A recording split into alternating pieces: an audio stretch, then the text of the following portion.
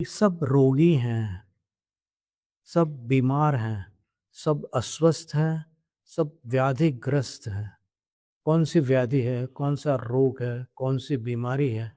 शरीर वाली बीमारियां अलग चल रही है, मन संबंधी बीमारियां अलग चल रही है, और भावों में भी कुछ अलग तरह से अस्वस्थताएं हैं।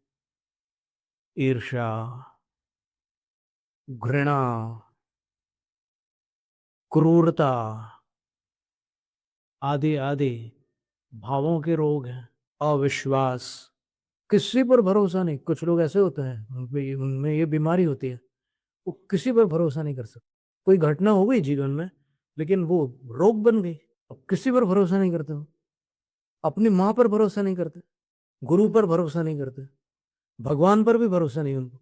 ये भावना संबंधी रोग हो गए।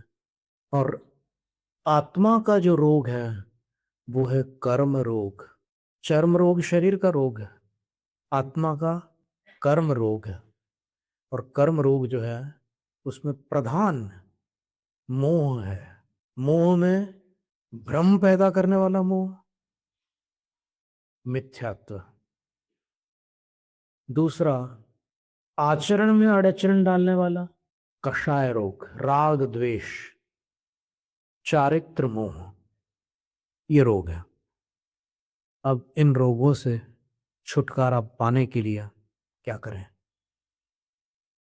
और फिर ये मिथ्यात्व और कषायों के कारण दुनिया भर का कर्म बंद हो रहा है। मिथ्यात्व से पाप का बंद हो रहा है, तीव्र कषाय से भी पाप का बंद हो रहा है, मंद कषाय से पुण्य का बंद हो रहा है। बंद तो हो ही रहा है, पुण्य और पाप दोनों बंधे हुए हैं आत्मा में।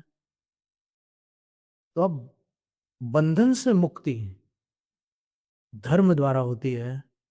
और धर्म कौन सा धर्म है? तो एक तो अपने अंदर से भ्रांतियों से मुक्त हो जाओ, फिर आचरण में जो भी अड़चने हैं उसको हटा दो, चारित्रवान बनो और अपना ज्ञान स्पष्ट रखो।